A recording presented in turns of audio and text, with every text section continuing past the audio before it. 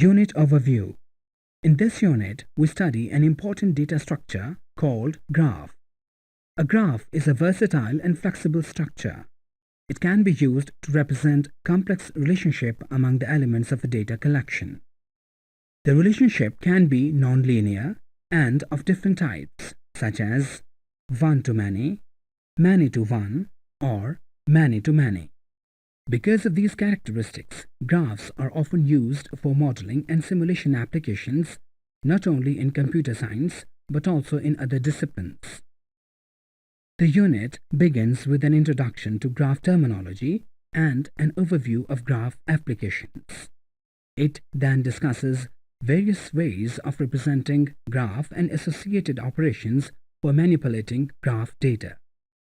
In particular, the graph traversal methods, known as depth-first search and breadth-first search, are explored together with their implementations. The unit concludes with the description of important graph algorithms attributed to Dijkstra, Prim, and Traversal, which are commonly used in graph applications. Objectives. After completing this unit, you should be able to describe basic terminologies and concepts about graph data structure, learn about common graph applications, understand the main operations associated with graph data structure, understand the implementation of graph methods for matrix representation, represent a graph using adjacency matrix, learn about the significance of path matrix and different algorithms for computing path matrix.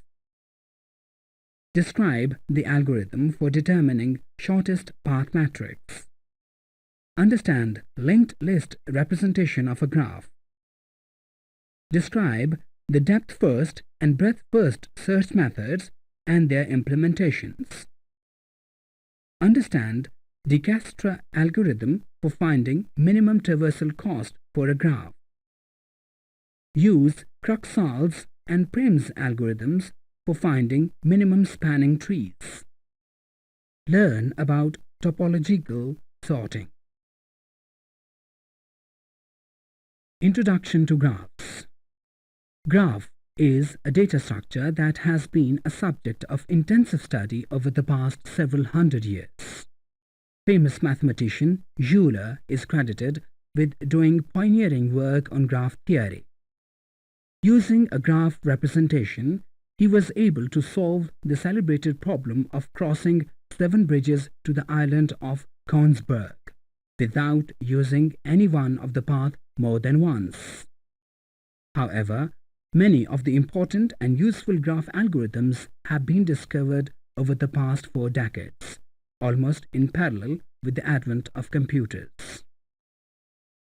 Unlike other data structures, graphs are often studied as mathematical constructs.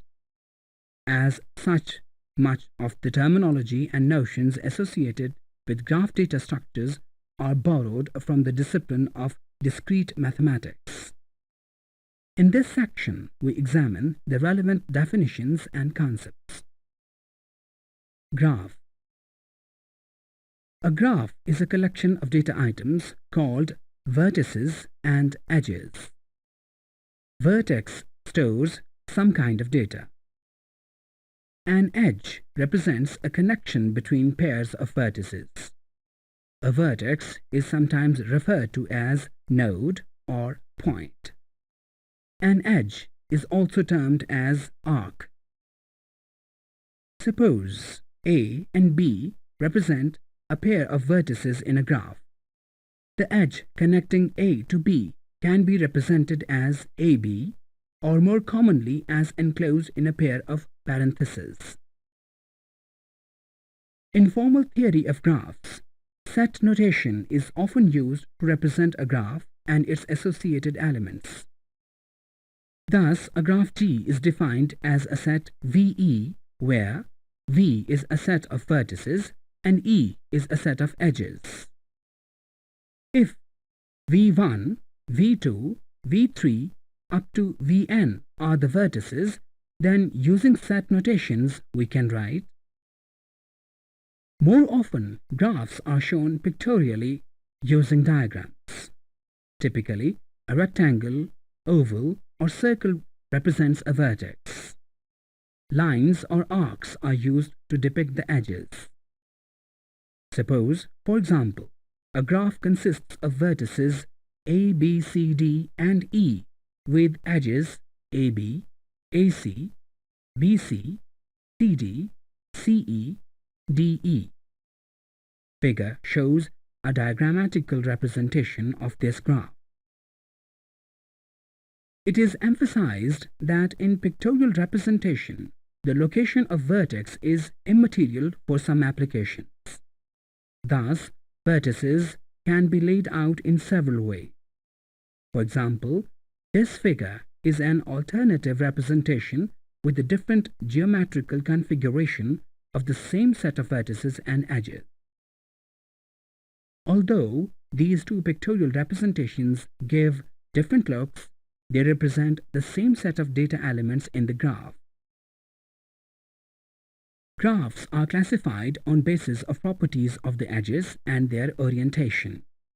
The major categories are undirected, directed, weighted, and multigraph. We now briefly overview the salient features of each type. Undirected graph. In an undirected graph, the edges are not assigned any direction. Thus, there can be at most one edge between a pair of vertices. The undirected graph is used to represent one-to-one relationship among the data elements. Figure shows an example in which all elements are linked together. It can be shown that an undirected graph with n vertices can have at most n into n-1 by 2 edges. The edges of an undirected graph are denoted by unordered pair of vertices enclosed in parentheses. For example, an edge connecting vertices V and U is represented as UV. Note that UV and VU represent the same edge. An undirected graph is also termed as undigraph. A graph in which all the edges are present is called complete graph. By contrast, a graph with comparatively fewer edges is called sparse. Generally, a graph with less than n log n edges, where n is the number of vertices, is categorized as sparse. Directed graph. In a directed graph, each node is assigned a direction. The edges of a directed graph are usually denoted by an ordered pair of vertices enclosed in angle brackets.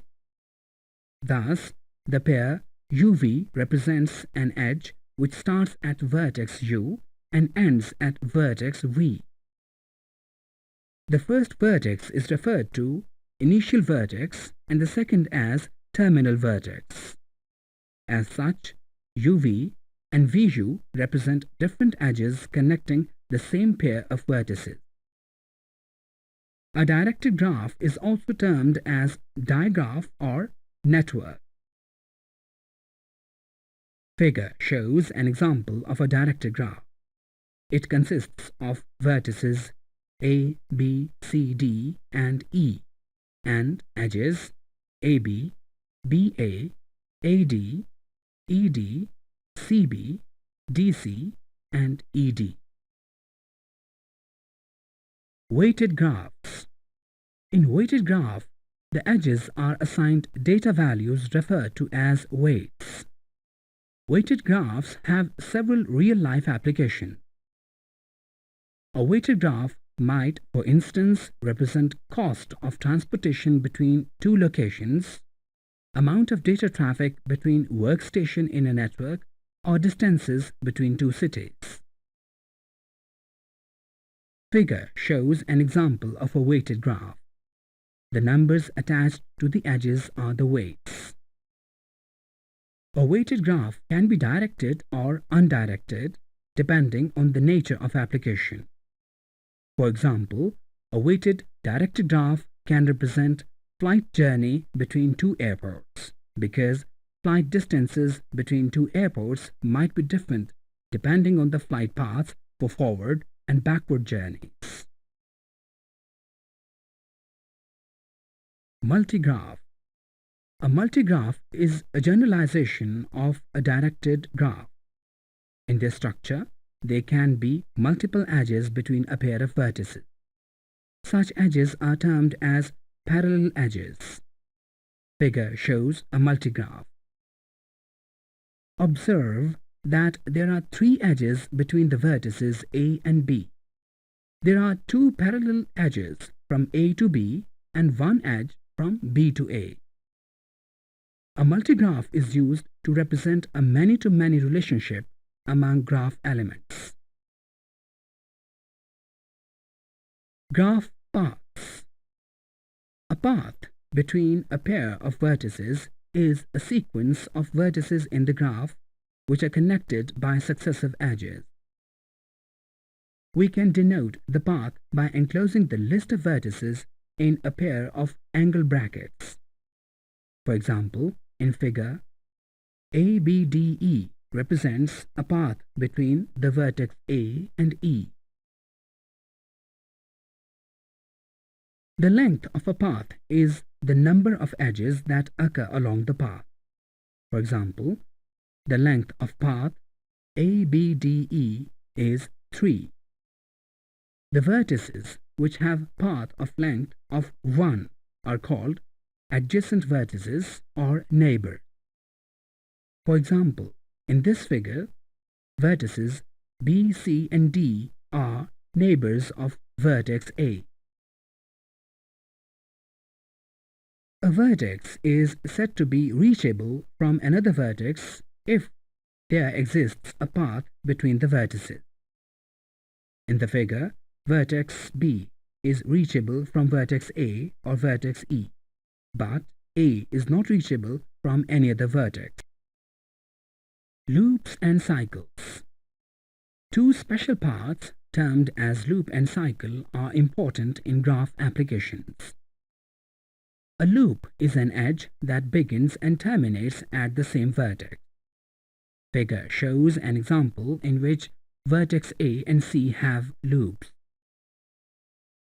A cycle is a path that originates and terminates at the same vertex, but unlike a loop, a cycle includes more than one vertex. Figure shows a graph with a cycle represented by the path ADCA. Another cycle is ABA. In an undirected graph, the path between a pair of vertices cannot be called a cycle because backward and forward traversals are along the same path. In an undirected graph, a cycle must involve at least 3 vertices as shown in figure. A graph that does not contain any cycle is called acyclic. Simple path. A graph path in which all vertices and edges are distinct is called simple path. In a simple path, repeated vertices or edges are not permitted. Sometimes a distinction is made between simple path and elementary path. In an elementary path, repeated vertices are permitted along the path. Figure presents simple and non-simple paths in a graph. The path A, E, B, C, E, D from A to D is non-simple because vertex E is repeated along the path. On the other hand, path AED is simple. Graph connectedness. A graph is said to be connected if there exists a path between all pairs of vertices. In other words, each vertex is reachable from any other. Connectedness in an undirected graph is simple because the edges can be traversed in either direction to reach a vertex. Figure shows a connected undirected graph.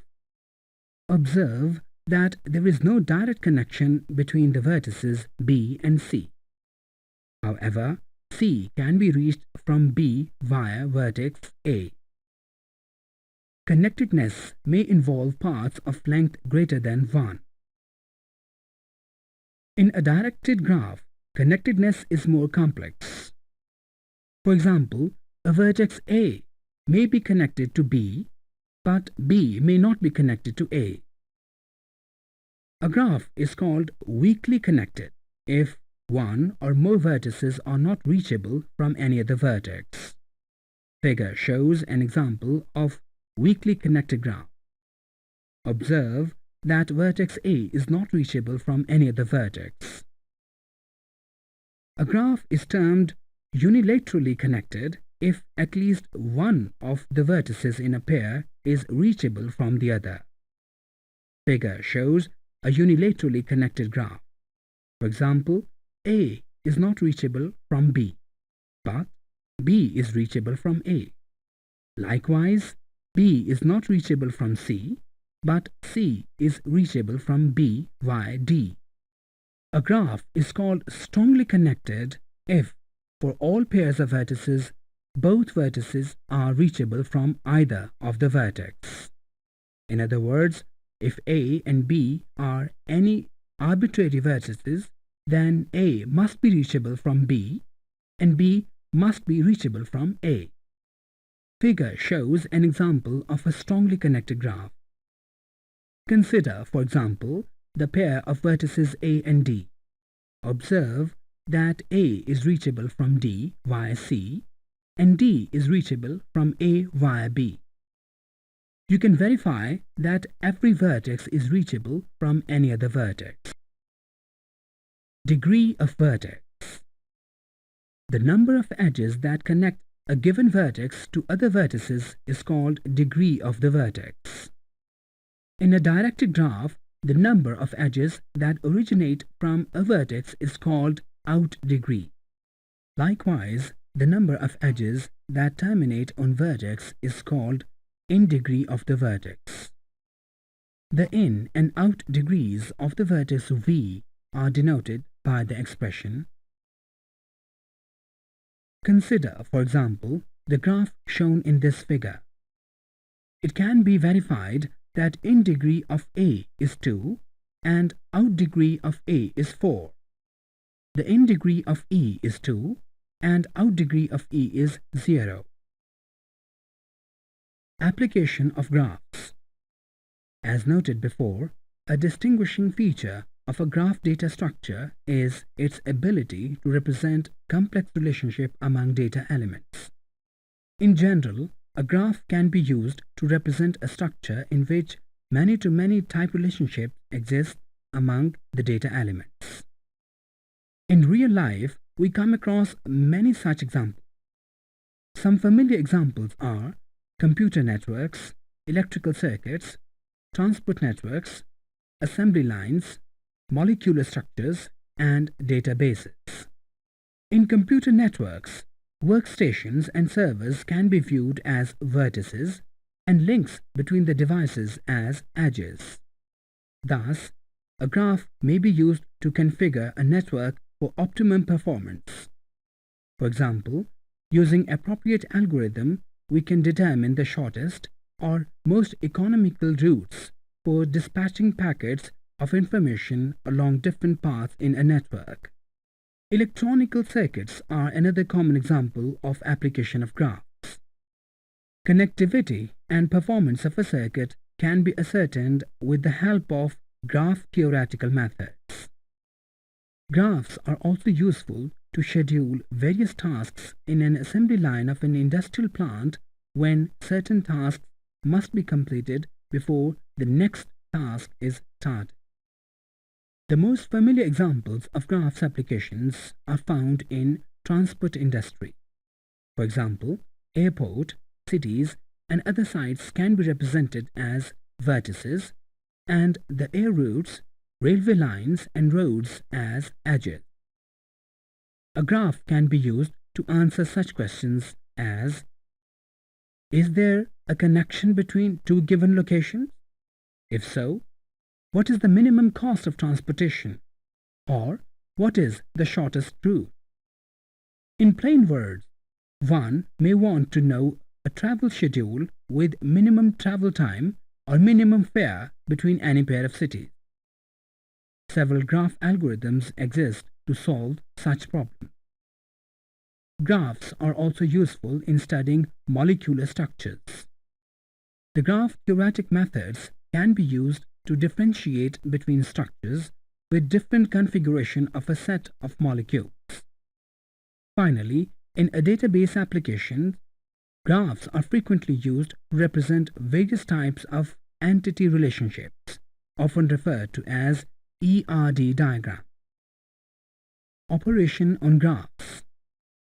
As with other data structures, we can perform several operations on graphs to access the data elements and update the information contained in the graph. We can also modify the relationship among data elements. Some useful common operations include the following: inserting a new vertex into the graph, removing an existing vertex, inserting a new edge between a given pair of vertices, removing an existing edge, determining degree of a vertex, determining reachability of a vertex, finding paths of different lengths between a given pair of vertices, determining the shortest path between a pair of designated vertices, traversing a graph. We shall examine the implementation of these methods while studying different ways of representing graphs. Matrix representation of graph. We have seen that a graph can be represented diagrammatically with direction of edges shown explicitly. However, pictorial representation is not useful for analytical studies of a graph. Further, the pictorial representation is not feasible when a graph contains a large number of vertices and edges. There are alternative ways of representing graphs. Two common methods are known as matrix representation and list representation. The choice depends on whether the graph is dense or sparse. We first look at the matrix representation. In matrix representation, the edges between the vertices are represented as elements of a matrix called adjacency matrix. The rows and columns of the matrix are labeled by graph vertices. If an edge between a pair of vertices exists, then corresponding row and column contains 1 and 0 otherwise. We can algebraically define an adjacency matrix by using matrix notation. If Aij is an element of a matrix A in ith row and jth column, then Aij equal 1 if there exists an edge between ith and jth vertex, Aij equals 0 otherwise. Consider the graph shown in figure. It is a directed graph with vertices labeled A, B, C, D, E, F. This figure shows the matrix corresponding to this graph.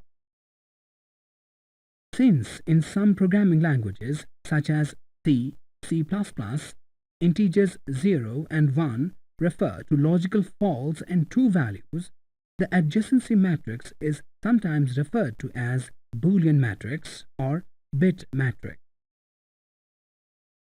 An adjacency matrix that contains the weight associated with edges of a weight graph is called weight matrix. A major advantage of matrix representation is that we can determine the degree of vertex easily by simply summing the entries in the corresponding rows and columns of the adjacency matrix. For example, consider the vertex D. The sum of values in the row corresponding to the vertex is 2. We conclude that out degree of D is 2. Also, the sum of entries in the column corresponding to D is 3. So, the n degree of D is 3. By looking at the pictorial representation in figure, you can verify that 2 edges originate from D and 3 edges terminate at D. Another advantage of the adjacency matrix is that insertion and deletion of edges can be accomplished easily. In order to remove an edge, we simply toggle the value 1 to 0 in the corresponding row and column. The biggest advantage of matrix representation is that we can compute path lengths by performing basic matrix operations. We shall look at this aspect later. A drawback of matrix representation is that insertion and deletion of new vertices involves complex procedures. To insert a new vertex, we would need to add a new column and a new row. Also, the columns and rows would need to be shifted to place the new vertex in proper location. In order to delete a vertex, we remove the corresponding row and column from the adjacency matrix. However, after removal of matrix elements, we would need to shift the succeeding rows and columns to update the adjacency matrix. This is a time-consuming operation, particularly if column or row to be deleted happens to be towards the end. Another drawback of adjacency matrix is that it results in uneconomical utilization of storage space when the number of edges is small compared to the number of vertices. In such a case, the adjacency matrix would contain a large number of zeros and would be sparse. Consider, for example, a graph consisting of 10 vertices with 4 edges. The adjacency matrix would contain 100 entries with only 4 ones. Thus, 96% storage space would be wasted. This drawback is overcome in a list representation of a graph. Click here to watch visualization of adjacency matrix. Array-based implementation of graphs. We have seen that a matrix is analogous to a two-dimensional array. We can therefore use the two-dimensional array to store the elements of an adjacency matrix. We also use a one-dimensional array to store information contained in vertices. Therefore, in order to implement graph's data structure, we define a class which consists of 2 arrays and includes associated graph operation. We call this class graph matrix. The structure of the class is shown in figure. It consists of following arrays: two-dimensional array E to store edges, one-dimensional character array V to store vertices. The basic operations are implemented using the following methods: add vertex to insert a new vertex, add edge to insert a new edge, del edge to delete an existing edge, display to print the graph. It is assumed that vertices store single characters. The edges are represented by n into n matrix. The actual codes for the class methods are given in the demonstration. Click button to run the array-based implementation of a graph. Path length in a graph. The adjacency matrix shows whether or not a path exists between a pair of vertices. In other words, it tabulates all paths of length 1 in a graph. In some applications, we are interested to know whether there are paths of length greater than 1 between a pair of vertices. Consider, for example, a simple graph shown in this figure. Note that vertices A and B are connected to vertex C, but it is not directly connected to B. Therefore, although there is no path of length 1 between A and B, there is also another path of length 2, because B is reachable from A via C. Using adjacency matrix, we can find paths of different lengths for a graph. It can be shown that square of the adjacency matrix gives paths of length 2. If A is an adjacency matrix with element Aij in ith row and jth column, then the element Bij of the A square are given by the following formula for the matrix multiplication, where sigma denotes sum obtained by varying k from 1 to n. Here, n is the number of vertices. The formula is based on the preceding observation that if a path exists between the ith and kth vertex, and there is path between kth and jth vertex, then there is a path of length 2 between ith and jth vertex. Consider, for example, the directed graph shown in figure and associated adjacency matrix A. Next figure shows the square of A.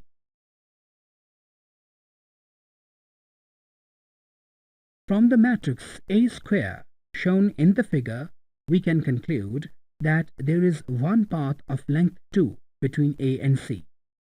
This is, in fact, the path ADC. Also, there are two paths of length 2 between D and E. These are DAE and DCE, shown with bold arcs. It can be shown that if A is the adjacency matrix, then in general, A raised to the power n represents the number of paths of length n between different pairs of vertices of a graph. For example, a cube would tabulate the number of paths of length 3. The elements of the cube of adjacent matrix A are given by the formula, where Pij refers to an element in the ith row and jth column of matrix A cube. In other words, Pij is the total number of paths of length 3 between the ith and jth vertex of a graph. This figure shows the graph matrix A raised to power 3. The matrix indicates that these paths are CDAE and CDDE. The first is a simple path since no vertex is repeated along path. The other is non-simple because vertex C is repeated. Click here to watch computations of path lengths. Path matrix. A path matrix for a graph shows whether or not a vertex is reachable from a given vertex, irrespective of the path length. In other words, a vertex A would be reachable from B if there exists a path of any length. A path matrix is a special matrix that tells if there is a path between a pair of vertices of a graph. We can define a path matrix P by the relations Pij equal 1 if there exists a path between the ith and jth vertex, equal 0 otherwise. If the ith vertex is reachable from the jth vertex, then there must be at least one path of length 1 or of length 2 or length 3 and so on up to n, where n is the number of vertices in a graph. Therefore, we can determine the reachability of all vertices by summing powers of adjacent matrix A as follows, where n is the total number of vertices. The path matrix P can be determined by setting all non-zero elements in M to 1. Figure summarizes the computations of different powers of the adjacent matrix for a sample graph. By setting non-zero entries to 1, we obtain the path matrix. Observe that second vertex is not reachable from any other vertex. The last vertex is reachable from any other vertex. A graph is said to be strongly connected if for any pair of vertices A and B there is a path from A to B and there is also a path from B to A. The graph is said to be weakly connected if there is a path from A to B or there is a path from B to A. This means that for a strongly connected graph, the path matrix does not contain any zeros. The path matrix shown in the preceding example is weakly connected because there are several zeros in the matrix. Warshall's algorithm for path matrix. The computation of powers of the adjacency matrix is a laborious and time-consuming process. Warshall proposed an alternative method which is more efficient. In this formulation, the elements of the adjacency matrix are treated as logical values. The path matrix is computed using the following recursive formula. Pij denotes an element in the ith row and jth column of the path matrix. The operators OR and AND are the logical operators. Figure lists the code for the Warshall's algorithm. It is assumed that the path matrix initially contains logical values which correspond to the entries in the adjacency matrix. Remember, character ampersand and bar represent Boolean operations and OR respectively in C++. Shortest path matrix. In graph application, sometimes we are interested in finding the shortest path between a pair of vertices. The Warshall's algorithm gives information about the existence or absence of a path between any pair of vertices. An extension of Warshall's algorithm can be used to determine the shortest path between any two vertices. The shortest path algorithm uses a recursive relation by finding minimum distance between a sequence of vertices. In essence, it computes the sum of weights wik and wkj and compares these with the weight wij. If wik plus wkj is found to be smaller than wij, it is used in the next step of computation. In order to ensure that zero entries in the adjacency matrix are not considered as minimum values in a computational step, all zero values are initially set to a very large value, which is referred to as infinity. The code fragment for computation of shortest path is listed in figure. A temporary array Q is used to store results of computations. First, the non-zero elements of the weight matrix W are copied into Q. Then, the zero values are set to 32,000, which represent infinity for the purpose of computation. It is assumed that graph is directed and that weights are non-negative values. N represents the number of vertices in the graph. Click here to watch the computation of shortest path matrix for the sample graph. The graph can be generated interactively. Linked list representation of matrix. We have seen that matrix representation has the drawback that insertion and deletion operations on a graph are not efficient. Further, matrix representation would be wasteful from storage viewpoint if a matrix is sparse.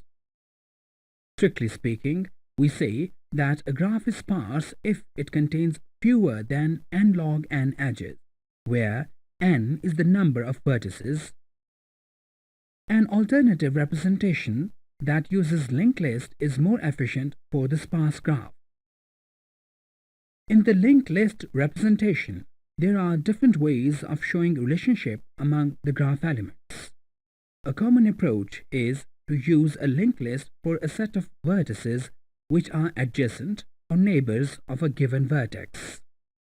Thus, in general, if there are n vertices, the list representation would consist of n linked lists, one for each vertex. Further, in order to provide access to each list, each vertex must be accessible by a head pointer. The set of linked lists is referred to as adjacency list. Consider, for example, the graph shown in figure. A cross in the link part of a node represents a terminal node of a list. The order of edges in a list can be different. For example, in the first linked list vertex, D can also precede vertex C. The operations of insertion and deletion of edges can be easily performed on the linked list representation. A new edge can be added by inserting tail node in the relevant linked list. An edge can be deleted by removing a node from the list. However, insertion or deletion of vertices is quite complex. In order to remove a vertex, we would not only need to delete the entire linked list corresponding to the vertex being deleted, but also remove all the edges in other lists which are linked to the vertex. This would involve scanning of all the linked lists to find if there is an edge to be deleted. List-based implementation of graph. In order to implement a graph using a list approach, we define two classes called vertex and graph list. The class vertex specifies the structure of a vertex. The specification for the class graph list is shown in figure. It is composed of an array of pointer v, which stores head pointers for each of the linked lists, and it includes the following methods.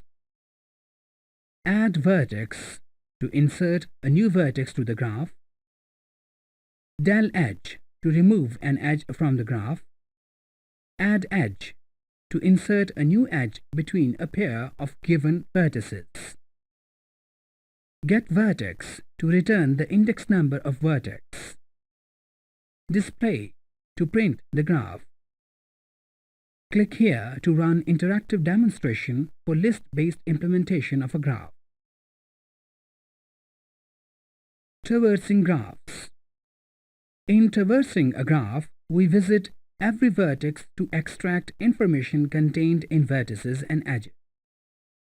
It is ensured that each vertex is visited only once and that no vertex is left out. There are two standard methods for traversing a graph. These are referred to as depth first search and breadth first search. As with trees, we can use recursive or iterative procedure for traversing a graph. The iterative procedure uses auxiliary data structure such as stack and queue to store vertex data as the graph is traversed. The saved information is then popped and processed in appropriate sequence. Sometimes we use special terminology to identify the processing step. A vertex which is to be pushed to a stack or queue is said to be in ready state. When the vertex is placed in the stack or queue, it is said to be in wait state. Finally, when the vertex is popped off, it is said to be in the processed state. Obviously, all visited vertices are in the processed state. We now examine the algorithms for the depth first search and breadth first search. Depth first search. In depth first search, we start with some arbitrary vertex, say x, and process it. Then we push all neighbors of x, say x1, x2, x3, onto the stack. we pop the stack to process x1 and push all neighbors of x1, say x11, x12, x13 onto the stack. This procedure is continued until all vertices are processed. The vertices that are processed are marked as visited. The algorithm for depth-first search consists of following steps. Step 1. Initialize all vertices and mark it as unvisited.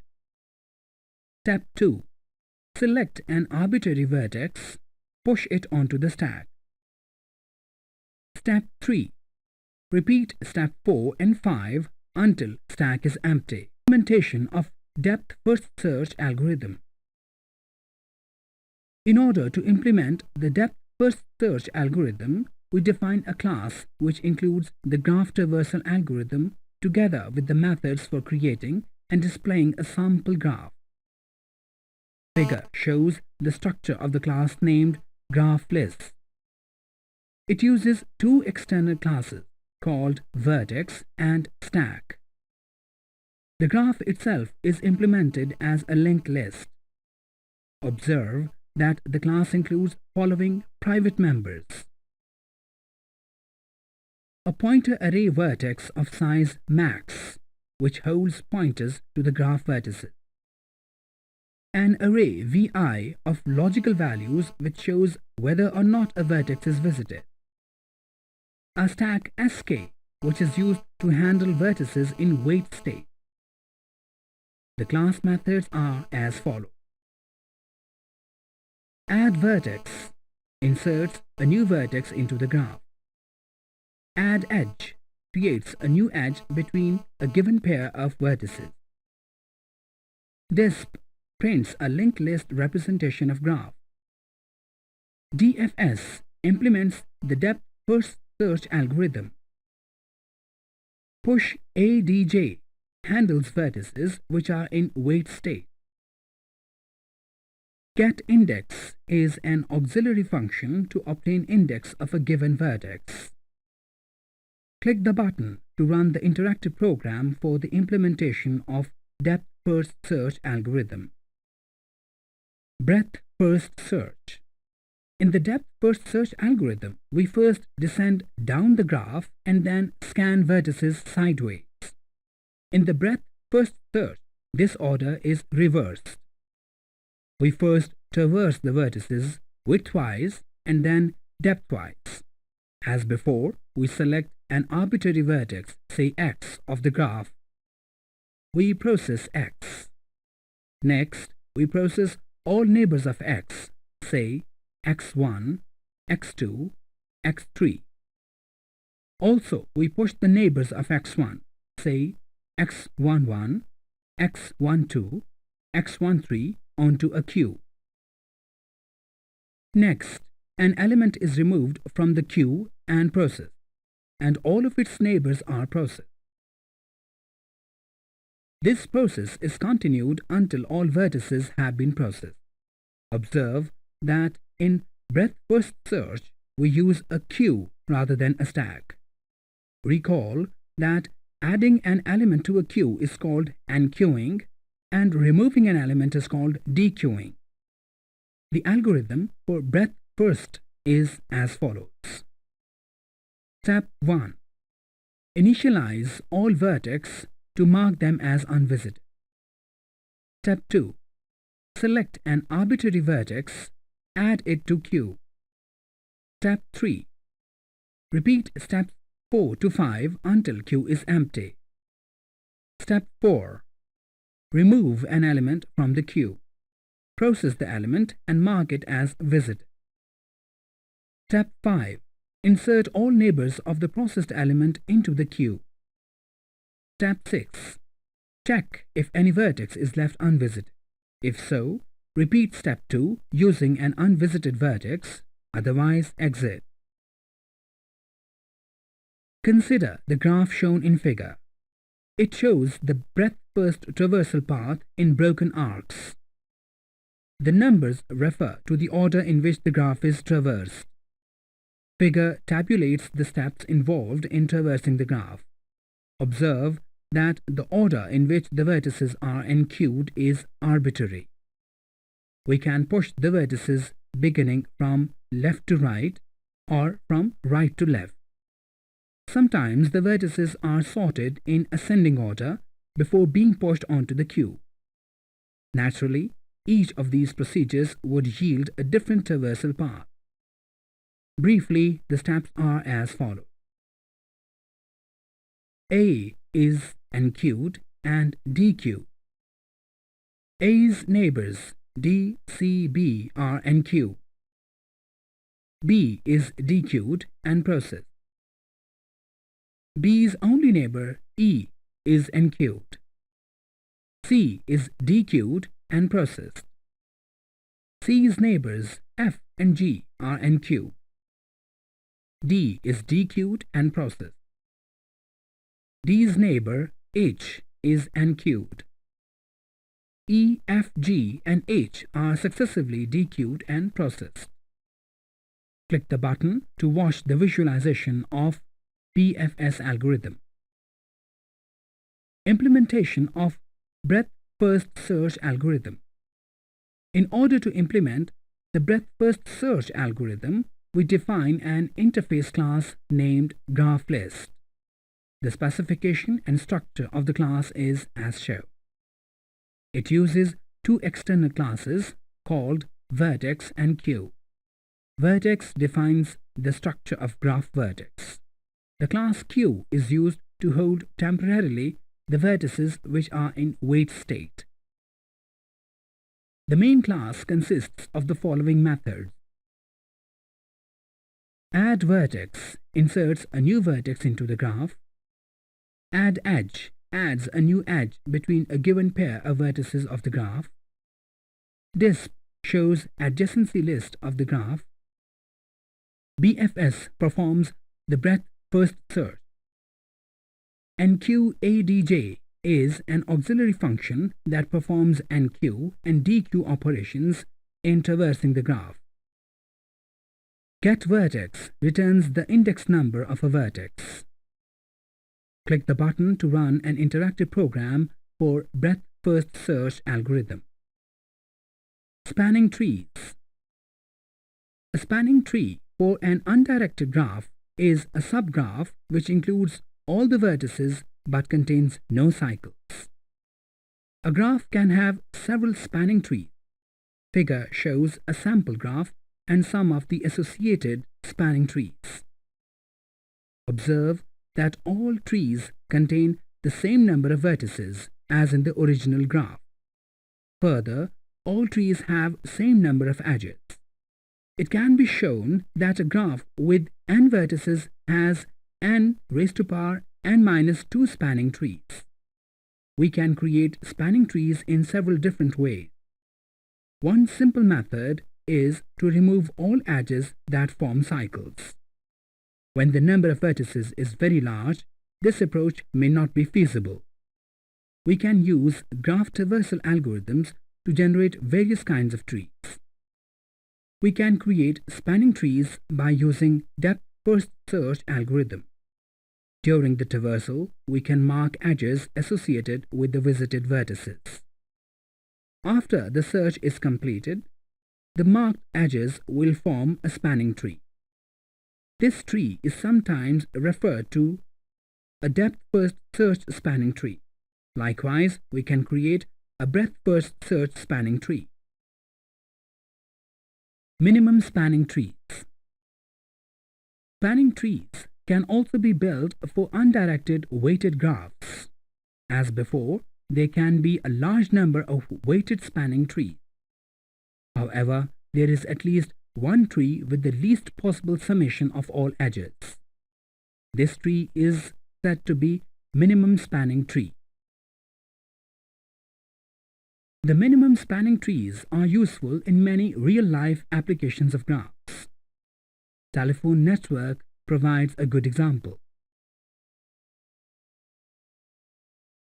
The network can be configured using a minimum spanning tree so that all receivers are linked together with minimum length of cable.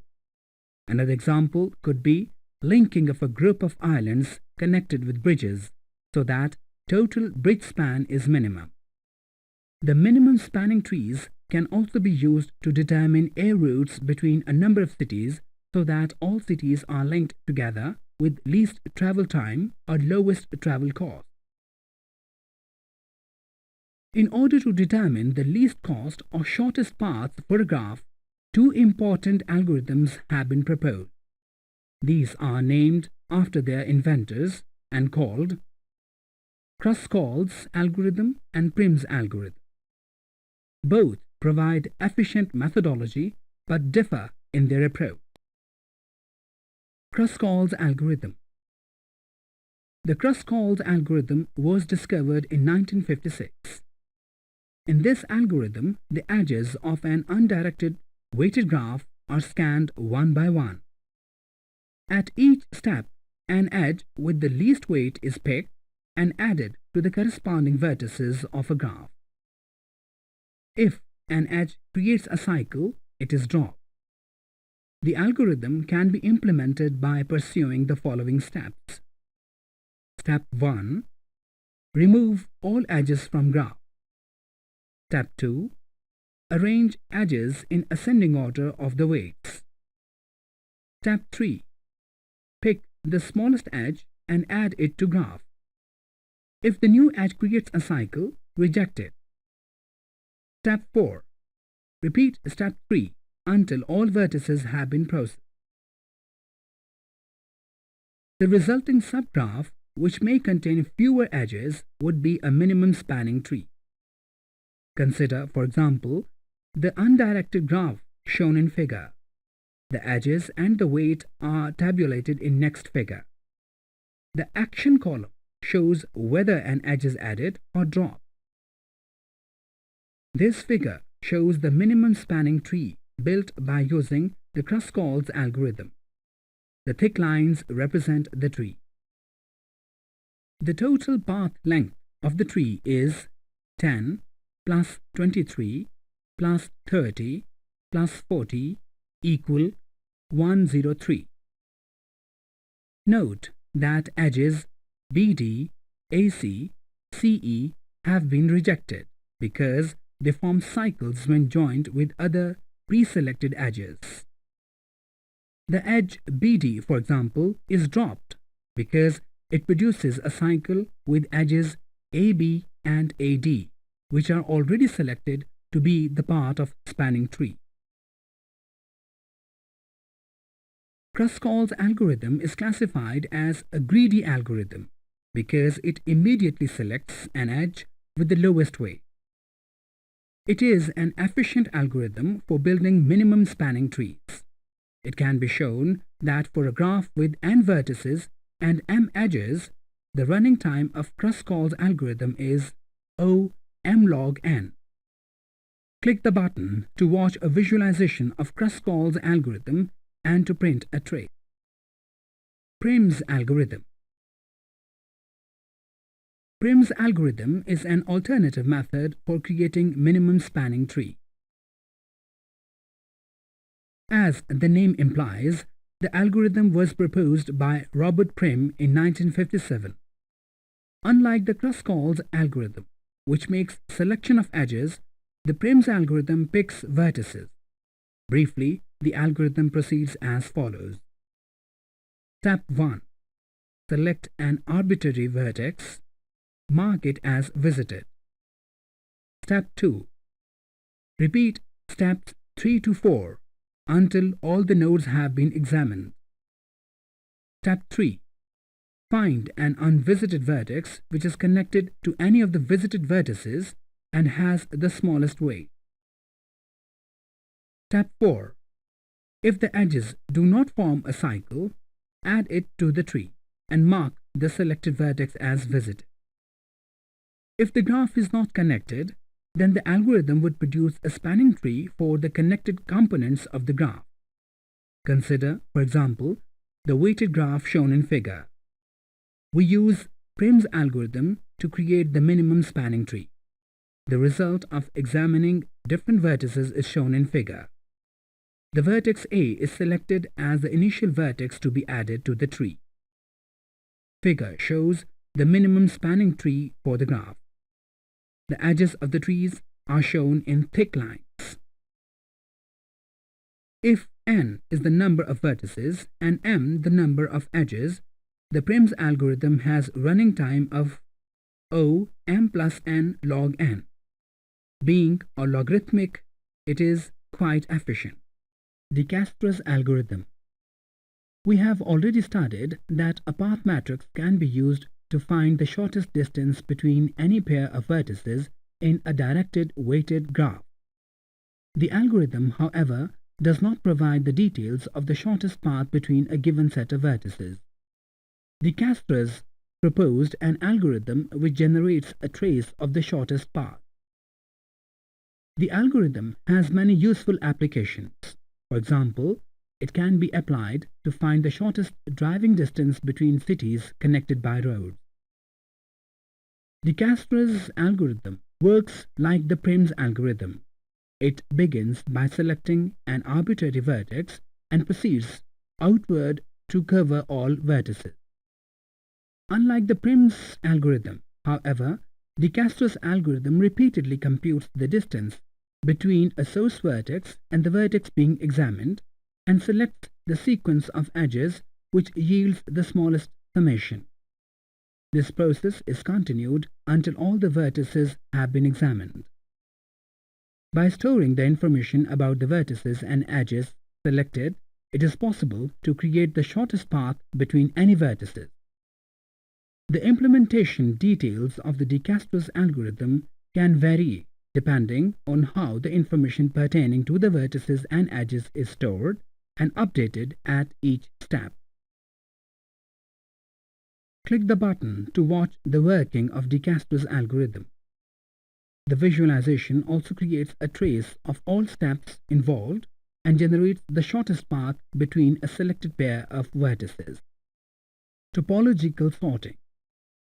We have seen that vertices of a graph can be listed in several ways by using different traversal methods. A special arrangement of vertices of a directed graph without cycle is termed as topological order.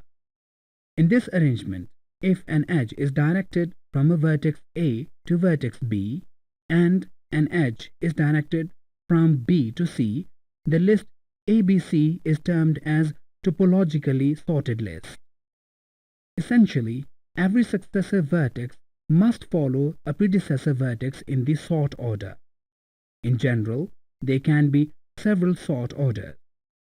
For example, if there is a directed edge to C from both A and B, then the topological order can be with ABC or BAC. Topological sorting has several applications. For example, in certain course offering, some courses may be prerequisites for other courses. A sort order would list the order in which the courses can be taken. Another example of topological order is the scheduling of tasks that must be completed before others can be started, such as in an assembly line. There are several algorithms for performing topological sorting.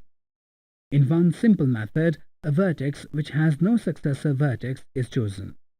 It is added to list, and all edges that end at this vertex are deleted. This process is repeated on a next vertex that has no successor, until all the vertices have been added to the list. The result is a sequence of vertices which would be in topological sorted order. Consider, for example, the directed graph shown in the figure. Note that it does not contain any cycle. We can apply the preceding algorithm to generate a topologically sorted list of the vertices. Since E has no successor vertices, we select E and add it to the list. Also, we delete the edges that terminate at E. At this stage, the list contains only E. Next, we choose D, which has no successor, and add it to the list. The edge terminating at D is deleted. Now the list contains vertices D and E. Now the vertex C has no successor, so we choose C and add to the list, which now consists of vertices C, D, E. Since edges from B and A to C are deleted, we can select B and A and add them to the list. In this way, we end up with the list BA CDE, which is the desired topological sort order. Figure diagrammatically shows sequence of vertices with broken line. The edges of the original sample graph are also pictured.